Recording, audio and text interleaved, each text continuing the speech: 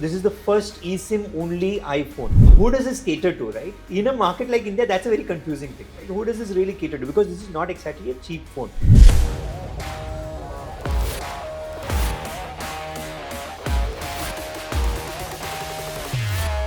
Talking about the iPhone 17 Air, which has been the showstopper this year, how do you think iPhone has innovated such a phone which is slimmer and also packs the same features as the Pro models? Yeah. So this is actually a very interesting phone, right? Now it's so thin, So in fact, I remember when I was at the event, I was trying to shoot the phone which was hanging. It's very difficult to focus because it is so thin, right? And it's got a silvery, shiny edge. So I could not focus the camera on the phone, but it is very thin. Now the interesting thing is, this is not the only phone that is thin, right? So suddenly in the past few months, we have seen a few companies have started releasing phones which are super thin, right? There is an interesting trend there. These are coming from companies that are already doing the foldable, right? So Samsung has a very thin Edge series phone now. Techno has a very thin POVA model. So and this is in the same frame. Now, while Samsung and Techno are companies which already have a foldable, I think in iPhone it's the case of Apple trying to get into the foldable space, right? With a very thin phone. So I look at it from that perspective also. Now, while the design has changed drastically externally, right? Because the camera module is also very different from what Apple has never made a phone this thin. What is actually happening is inside. What Apple has done, very interestingly, is that it's moved most of the processing power under the camera module, right? This entire part, because it's a very thin body, has been used by the, almost everything is used by the battery, right? The other big change they've done is this phone doesn't have a physical SIM. It has only the eSIM, right? And it's a big change, right? Especially in a market like India, right? So this is the first eSIM only iPhone. There have been eSIM only iPads. First eSIM only iPhone, and that's a huge change. What that does, it gives more space for the phone to use for other things, right? So overall, I think in that sense, this is a pretty decent phone.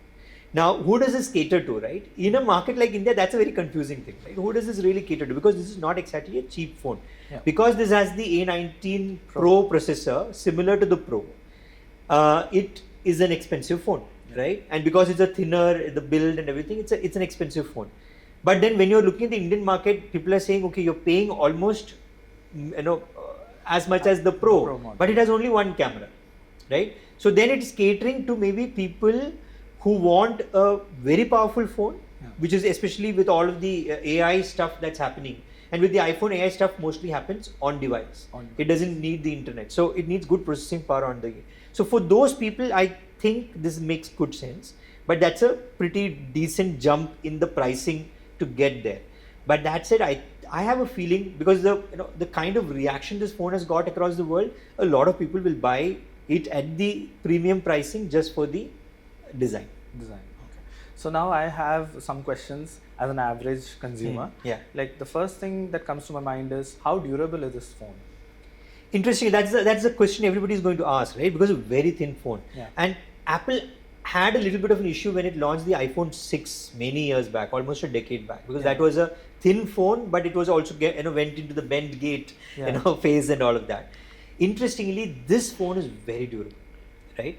I saw a demo which really blew my mind. So if you bend this phone, and humanly you can put in only about 30-35 kgs of pressure into bending this phone. I don't want to do it, but they actually showed it. And when they do that, the phone can take a little bit of a bend and it comes back. It retains its shape in that sense. It can take about 60 kilos of pressure. So that was very impressive, if you ask me.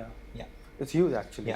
So since we are like seeing this phone alongside the Pro models, can you talk a bit about the cameras? Like how advanced are they? So the camera is pretty good, but then you should compare it like a base camera. It's not a pro camera, right? That is where a lot of people will think, should I put in a little bit more money and go to the 3-camera setup of the Pro models? It's actually not a 3-camera setup. It's a 8+2 kind of a thing, because your base camera itself gives you 8 different angles, right? 8 different cuts. So again, the Pro phones I think are now primarily used by people who want the camera as the hero of the product, right? and a lot of professional grade shooting happens on the on the Pro phones. So in that sense, I think a lot of people will think about that as a I don't think people will buy this for the camera, right? Yeah. But if you want a decent phone, this is a very good camera in that sense. Great. So the next thing is that I also want to understand from you is like when we talk about slimmer phones, Yeah. there's always this conversation around power consumption. Mhm. How is the battery life? How is the Yeah. battery integrated into this slim frame? Yeah. And how is the longevity? If you can talk about. So I think the battery life will be almost as same as the iPhone. It's going to give you all-day battery life. Now you have to look at all-day battery life is coming with a more powerful processor, right? So it means that they've done a little bit of work into it. And one thing that they've done is the vapor cooling part that's come in, right? So this phone is going to be able to handle that cooling part, better with the battery. Interestingly, this phone. Though they are saying all-day battery life, is also the only phone they have added an extra battery pack for. So you can buy an extra battery pack and keep it at the back of this phone if needed. Also about the pricing of the product. Yeah. Like since it's closer to the Pro line. Yeah. Do you think that will be a kind of a deciding factor for consumers? Yeah, I think I'm not. Because of the pricing, I'm not very sure about how popular this phone will be in the India market, right? Because then a lot of people will be thinking, should I buy a proper flagship phone from, or you can maybe even buy last year's Pro Yeah. at the same price, right? Or should you go to a Samsung Edge kind of a phone which is cheaper, or do you buy a Samsung flagship which maybe comes at the same price? So that ways I think it's going to be confusing, because I think for an Indian consumer, even if they're happy to spend the money, they're going to have the value for money part in the back of their mind, and not having multiple cameras is certainly going to play here.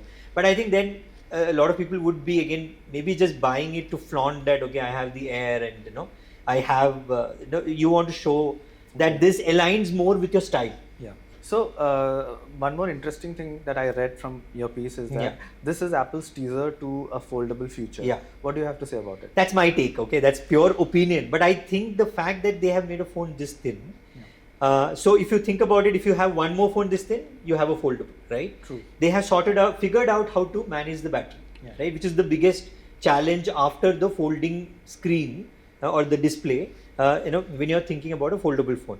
So now they have managed that part, right? But that said, the Samsung Fold 7, one side of it is 4.2 mm. Yeah. This is 5.6 mm. Close. So they need to shave off about 1.5 mm more to actually have a foldable. The first foldable from Apple cannot be thicker than the fold Samsung will have at that point of time. This is my take. So they can't do something that is thicker unless it has superior features, right?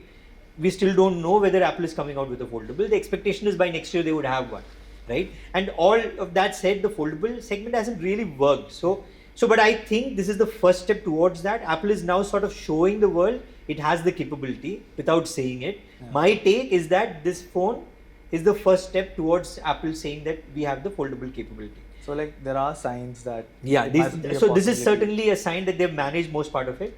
The two other things that they need to do is how do you have a bendable glass and the hinge. Hinge is the most critical technology in a foldable, if you ask me. And Samsung over the years has really worked on it, made it really good. And a lot of others like Oppo has very good foldables. OnePlus has very good foldables. So Apple will have to do something better, right? So I think towards that they have made a first step. Great. So before moving on to the Pro models, I wanted to understand from you, since that you have covered Apple for more than 10 years in Yeah. great detail, Yeah. what do you see different in the design philosophy over the years? How has it evolved? Maybe if you can talk briefly about it. So the design philosophy, I would say Apple is a trendsetter always, right? So Apple does something, then people start moving it. Like Apple might not be the first mover, but once Apple does it, it becomes the norm, right?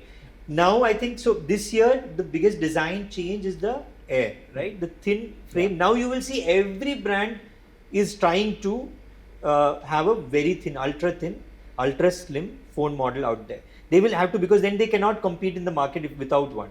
Now suddenly the pressure is on everybody else.